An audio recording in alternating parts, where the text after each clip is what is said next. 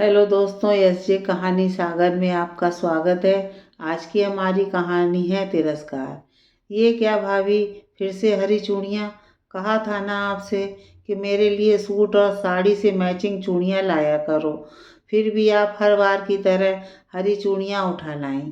नाराज होते हुए सीमा बोली। दीदी, आप तो जानती हैं, शगुन में सामान में हमारे यहाँ हरी चूड़ियाँ ज़रूर दी जाती हैं।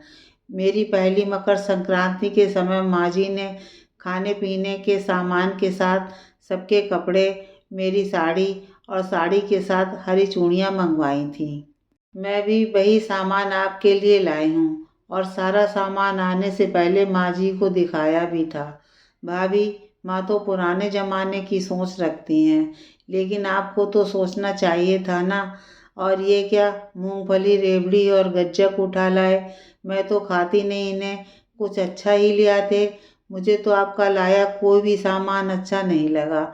आगे से मुझे कभी देना हो तो मुझे फ़ोन करके पूछ लेना। आप खुद के लिए इतने अच्छे अच्छे कपड़े और सामान लाती हो, लेकिन जब मुझे कुछ देने की बारी आती है तो आप हर बार कंजूसी कर जाती हो। इतने अरमानों से आपका इंतज़ार कर रही थी और आपने सारा मूड खराब कर दिया। दीदी, संक्रांत के शगुन में तो यही सब रहता है। मूंगफली, गज्जक, इन सब के बिना तो शगुन ही अधूरा है। मनीषा ने सफाई तो दे दी, लेकिन सीमा की बातें सुनकर मनीषा का सारा मूड खराब हो चुका था।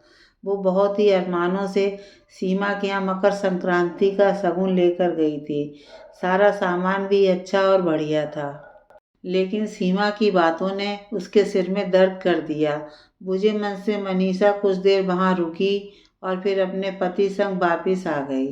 उसने सारी बात अपने पति महेश को बताई तो उसने यह कहकर टाल दिया कि उसकी बहन की नई नई शादी हुई है, उसे अभी दुनियादारी की समझ नहीं है।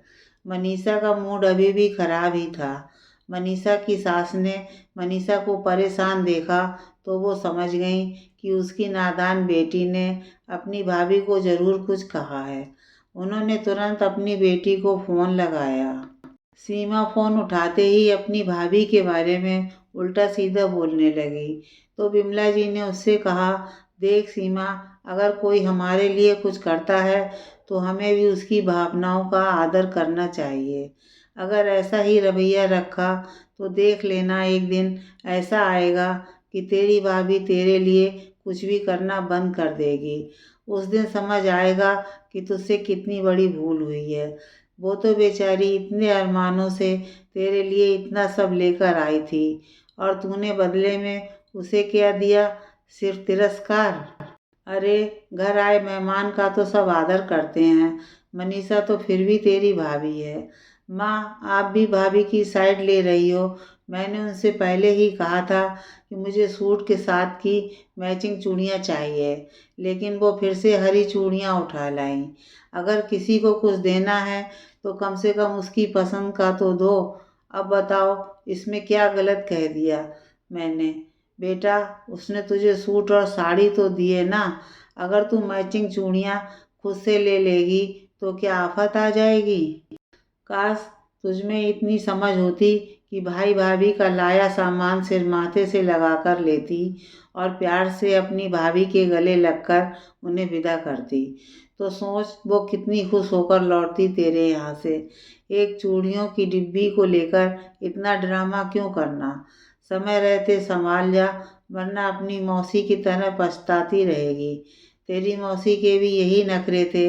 एक समय के बाद तेरे मामा मामी ने उनके यहाँ जाना ही बंद कर दिया। अब डर लगता है कि ऐसा कुछ तेरे साथ ना हो जाए। मेरा काम तुझे समझाना था, सो मैंने समझा दिया। आगे तेरी मर्जी। इतना बोल बिमला जी ने गुस्से में फ़ोन काट दिया। इधर सीमा सोचने लगी कि उसने बिना मतलब ही भाभी को इतना सब सुना दिया। अपनी पसंद का सामान तो वो खुद भी ला सकती है, उसके लिए भाभी को भला बुरा सुनाने की क्या ज़रूरत थी? भाई भाभी उसके यहाँ आना बंद कर देंगे, ये सोच कर ही सीमा डर गई। उसने तुरंत भाभी को फ़ोन किया और कहा, भाभी, मुझसे गलती हो गई। मैं अपने व्यवहार के लिए क्षमा मांगती हूँ। आगे से ऐसा नहीं होगा। अपनी छोटी बहन समझकर मुझे माफ़ कर दो। मनीषा ने सीमा को माफ़ कर दिया, लेकिन वो हैरान थी कि ऐसा चमत्कार हुआ कैसे। विमला जी, जो बेटी की नादानियों से परेशान रहती थीं, आज वो खुश थीं, क्योंकि उनकी बेटी को अपनी गलती समझ आ चुकी थी। जो दूरियां ननद भाभी के रिश्ते में आने वाली थीं, उन्हें विमला जी ने समय रहते टाल दिया। अब कोई हमारे लिए कुछ करता है तो हमें भी उसकी भावनाओं का सम्मान करना चाहिए।